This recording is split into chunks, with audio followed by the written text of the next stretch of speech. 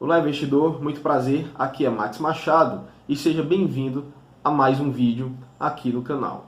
No vídeo de hoje vou trazer mais uma análise de um fundo de investimento imobiliário e dessa vez vai ser a vez de GGRC11. Isso mesmo, vou trazer aqui na ponta do lápis esse fundo que é um fundo tão querido pela maioria dos investidores, se não pela maioria, pelo menos por boa parte. Ok, sem mais delongas, vem comigo e segue na apresentação.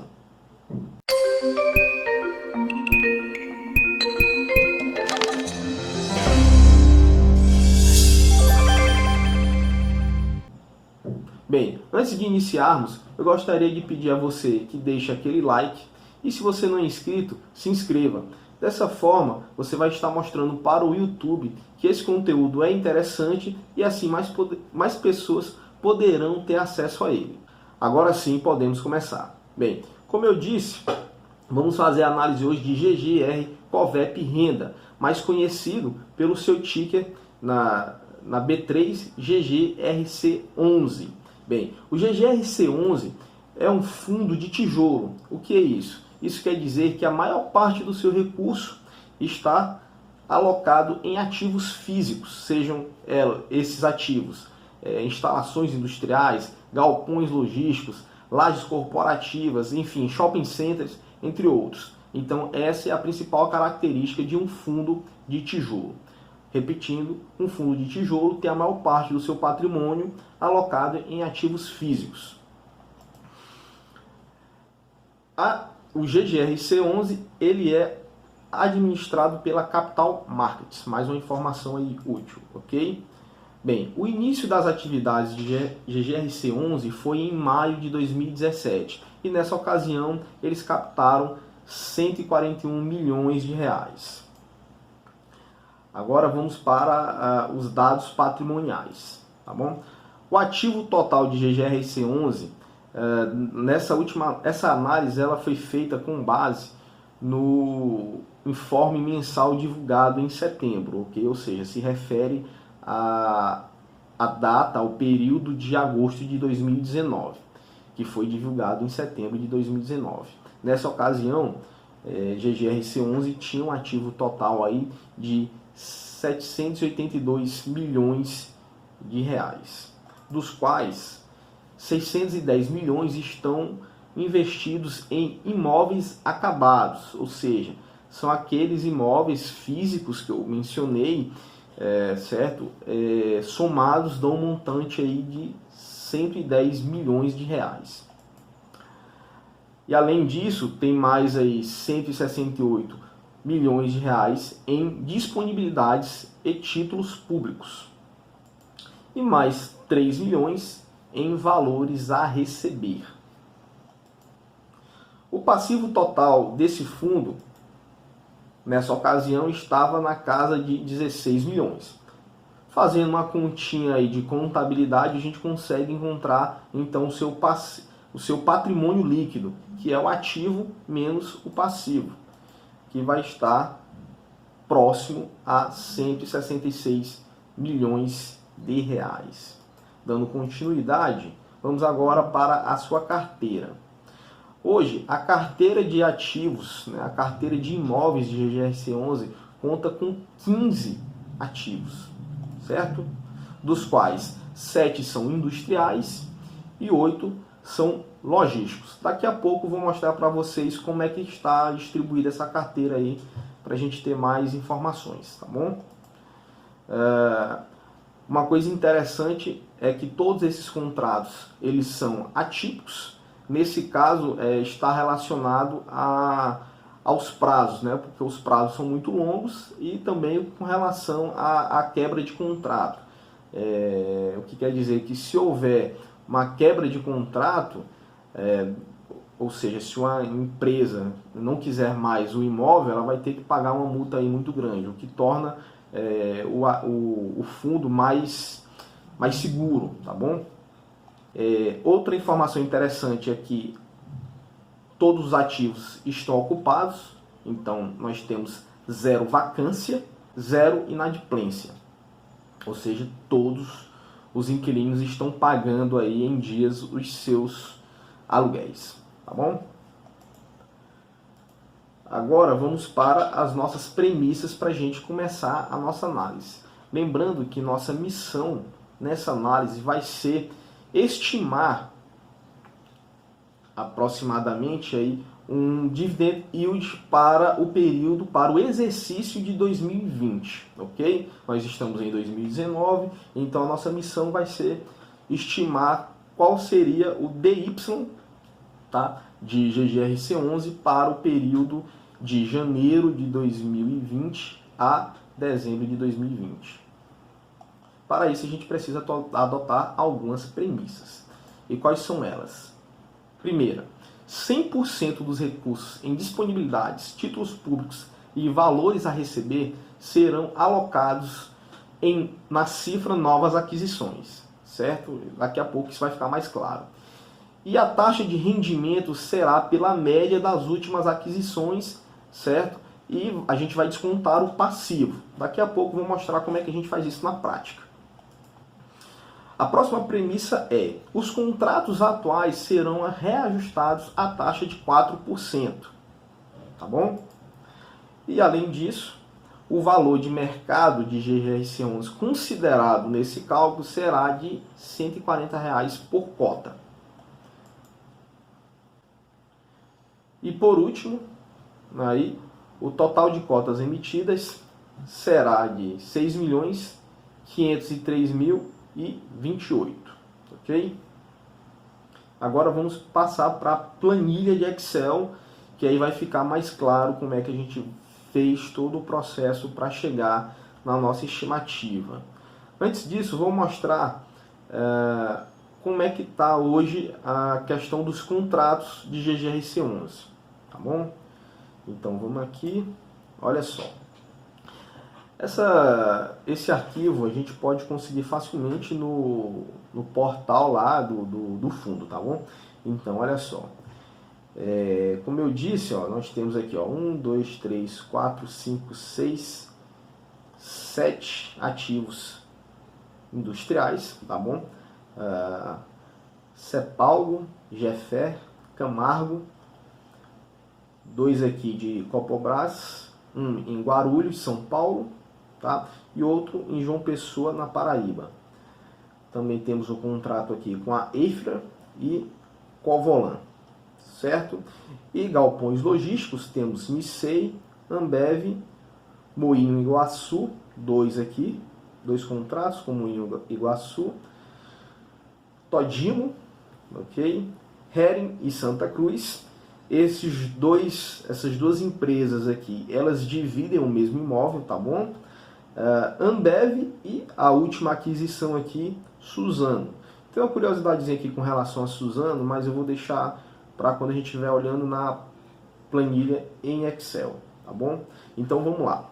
Bem, para a gente fazer a nossa estimativa, o primeiro passo vai ser a gente estimar aqui, vai ser a gente calcular as novas disponibilidades aqui, como a gente colocou na premissa, tá? Então vamos aqui para a planilha de Excel. Olha só, a primeira cifra aí nós temos as disponibilidades, tá bom? Certo? Que estão aí na casa de 168 milhões.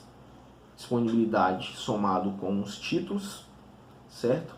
Valores a receber, 3 milhões aí aproximadamente. E um passivo total de 16 milhões, tá? Aproximadamente. Fazendo aqui, ó, a subtração, descontando a soma de disponibilidades e valores a receber, descontando o passivo, nós vamos ter aqui um valor de 156 milhões aproximadamente de novas aquisições, ok? Pronto. Feito isso, vamos para o próximo passo. O próximo passo vai ser estimar mais ou menos aí o resultado, certo, de GGRC11. E como é que eu fiz isso? Tendo em vista que a gente tem acesso a todos os contratos, esse trabalho ficou um pouco simplificado, tá? Olha só. Eu coloquei aqui, projetei certo? Todo o resultado imobiliário por contrato. Vou aumentar aqui para ficar mais claro. Projetei aqui desde setembro de 2019 até dezembro de 2020. Eu projetei todo o resultado imobiliário por cada um dos contratos hoje em vigor com o fundo GGRC11. Então, Cepal, Jeffer, Camargo, Copobras, Eifra, Covolan, Nicei, Ambev, Moinguaçu, Todimo, Hering, Santa Cruz, ok? Uma curiosidade aqui com relação a Hering e Santa Cruz, certo? Hering está sendo ajustado pelo INPC e os contratos, tá? Os contratos eles são ajustados pelo INPC conforme o comunicado de aquisição de bem, do ativo, tá bom? E Santa Cruz, o contrato de Santa Cruz, ele está sendo ajustado pelo IGPM, tá? Porém, na nossa premissa, a gente adotou que o reajuste vai ser de 4%. Então, independente se for IGPM, INPC ou IPCA, que é o caso de todos os outros aqui estão sendo ajustados pelo IPCA, tá? Independente de qual índice esteja sendo utilizado, nós adotamos a premissa de que todos os contratos serão ajustados pela taxa de 4%, tá bom? Então vamos lá. Como eu mostrei aqui, ó, eu peguei desde setembro a dezembro de 2020.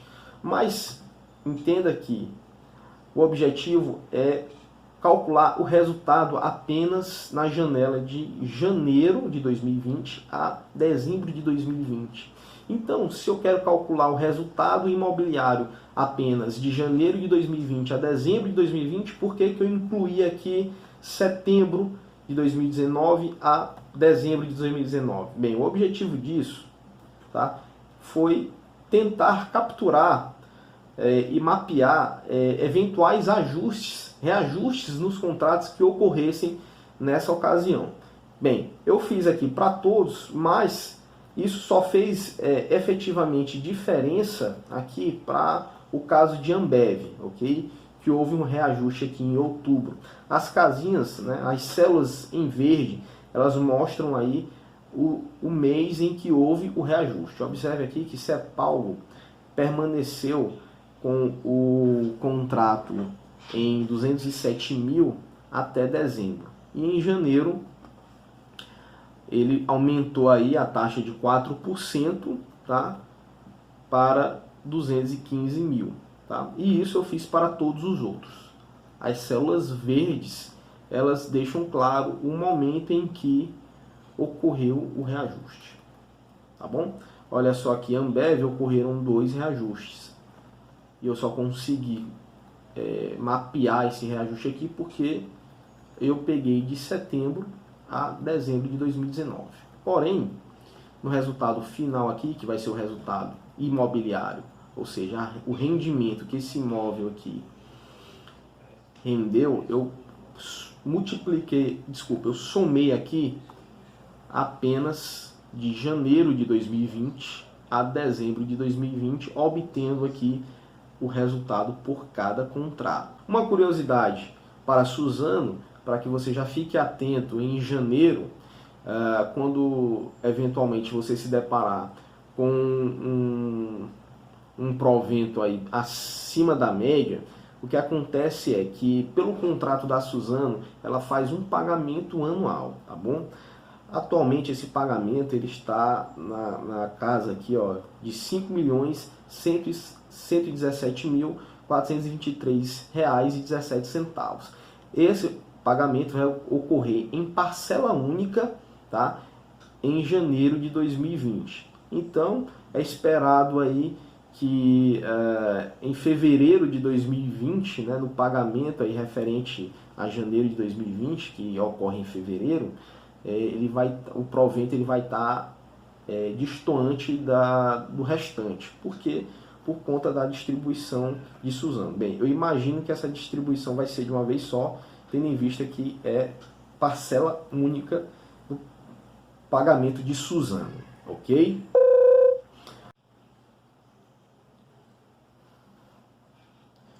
Ok, feita essa projeção do fluxo de caixa do resultado imobiliário para cada contrato, agora vamos para a próxima etapa, que seria calcular o nosso resultado total para o fundo GGRC11, ok?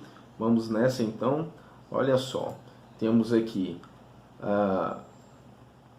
a soma, certo? Dos resultados mensais por contrato. Temos aqui a soma por segmento. Para o segmento industrial, temos a estimativa de que em 2020 teremos um resultado imobiliário de aproximadamente 36 milhões. Para o segmento logístico, aproximadamente 28 milhões. Tá? E o resultado aqui, esse subtotal, 64 milhões aproximadamente, aí quase beirando os 65 milhões. Tá? E o que é que está faltando? Agora a gente vai incluir a nossa cifra novas aquisições. Conforme foi dito lá nas premissas, nós vamos incluir as novas aquisições, que é aquele valor obtido dessa planilha aqui. Deixa eu retomar aqui. Cadê? Aqui, olha só. 156 milhões aqui, que está em disponibilidades, tesouro direto e valores a receber menos passivo. Esse valorzinho aqui, olha só, vem para cá, certo? Ou seja, a nossa premissa é que todo esse recurso até 2020 vai ser alocado, tá? Já vou comentar sobre a possibilidade de ocorrência desse cenário. Mas aqui o importante é que esse recurso ele vai render para a nossa carteira um cap rate aí de 10,7% ao ano, ok? E de onde foi que eu obtive esses 10,7% ao ano? Bem, como eu disse também lá, uma outra premissa de que esse cap rate das novas aquisições, certo, vai ser pela taxa média das últimas aquisições. E quais foram as últimas aquisições? Vamos ver aqui agora. Olha só, as últimas aquisições que ocorreram em 2019 foi a última Suzano, tá? Que o cap rate foi de aproximadamente aí 9,47%, tá? E a receita anual, pagamento único no mês de janeiro, de 5 milhões, tá? E o valor desse ativo foi de 54 milhões, tá bom? O próximo foi Covolan, tá? Com um cap rate de 11,7%, tá? Uma receita aí, estimada de 8 milhões e a aquisição, tá? Aí na casa dos 71 milhões, tá? 71 milhões e 800 mil. E a primeira aquisição foi Eifres, a segunda fração. Por quê? Porque esse imóvel ele foi adquirido em duas etapas. Houve a primeira etapa e houve, em 2019, a segunda etapa de aquisição. E essa aquisição ficou na casa aí dos 10,5%, uma receita anual estimada em 2 milhões e 730 mil, e a aquisição foi aí aproximadamente 26 milhões, tá bom? Que deu um total aí, ó, de 151 milhões, quase 152 milhões, tá? Fazendo aqui a média dessas aquisições, nós temos aí, olha só, a média ponderada, tá?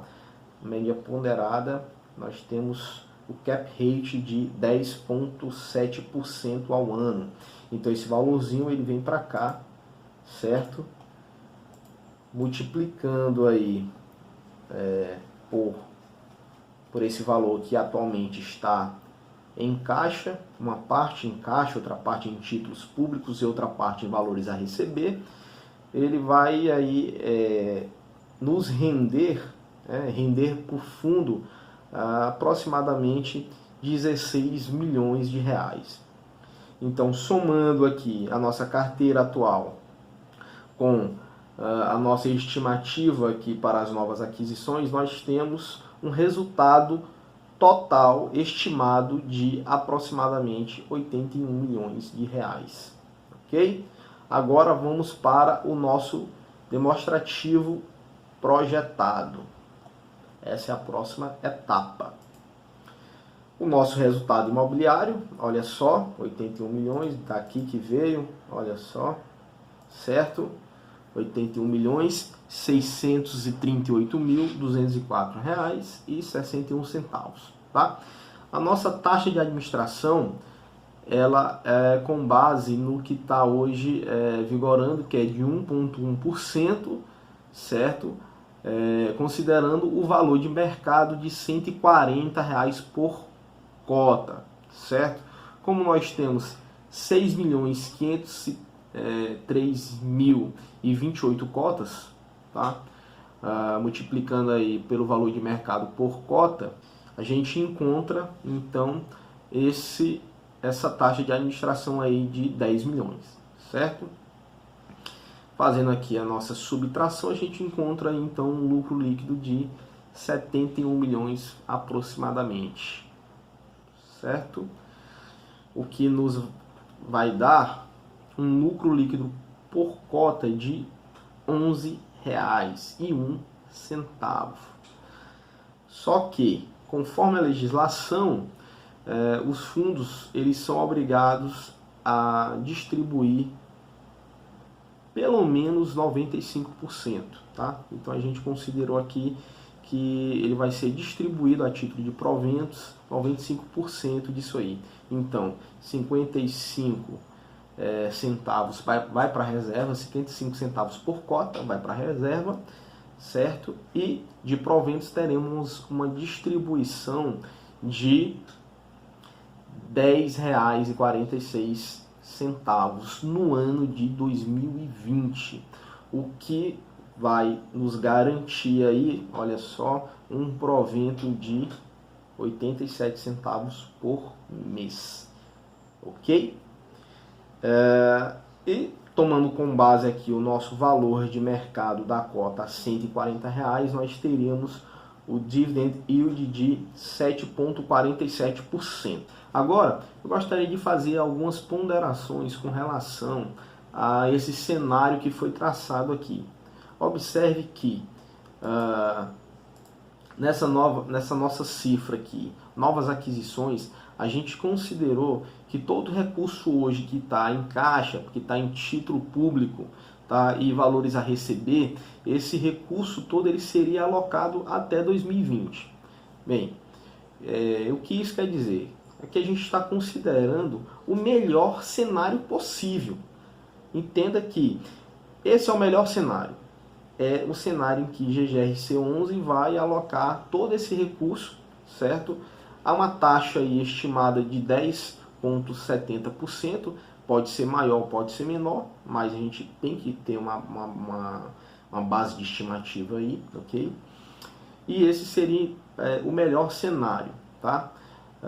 Porém, eu diria que talvez esse cenário ele não seja provável de ocorrer, tá? Existe uma pequena probabilidade desse cenário ocorrer. No entanto, fazer esse exercício, analisar o melhor cenário possível, é interessante porque se no melhor cenário a gente tem, voltando aqui para a nossa DRE, um provento aí de 87 centavos por mês, o que você pode extrair disso é que se esse valor não satisfaz você, se você acha que esse valor não é satisfatório, não é interessante, tá? Esse DY aqui não é interessante, ora, veja que a gente está traçando o melhor cenário. E se você chegar à conclusão de que no melhor cenário esse DY aqui não é interessante, então imagine num cenário não tão bom quanto esse, certo? Então é essa a lição, a informação que a gente consegue extrair de uma análise dessa, certo? Considerando o melhor cenário. Bem, espero que tenha ficado claro aí como eu fiz a análise, tá?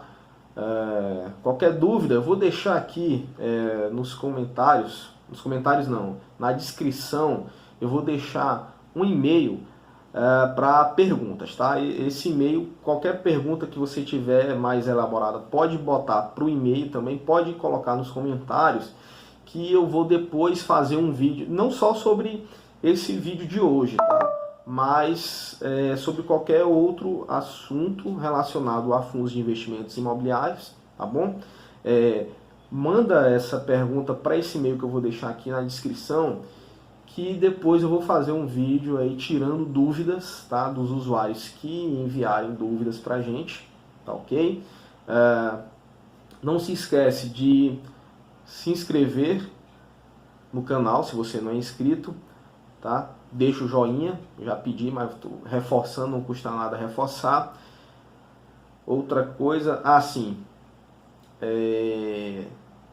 segue a gente lá no Instagram, vou deixar também o link na descrição. Mais informações para fundos de investimentos imobiliários. Nós temos nossa comunidade, que a gente está postando coisa lá também no nosso site. Vou deixar também o link do site na descrição. Deixa no comentário aí o que você achou desse dividend yield aí. Você acha que atende você? Você acha que tá caro o GGRC11 nesse valor aí de R$140? Tá valendo a pena comprar nesse valor? Deixa aí seu comentário, tá bom? Valeu, grande abraço e até a próxima.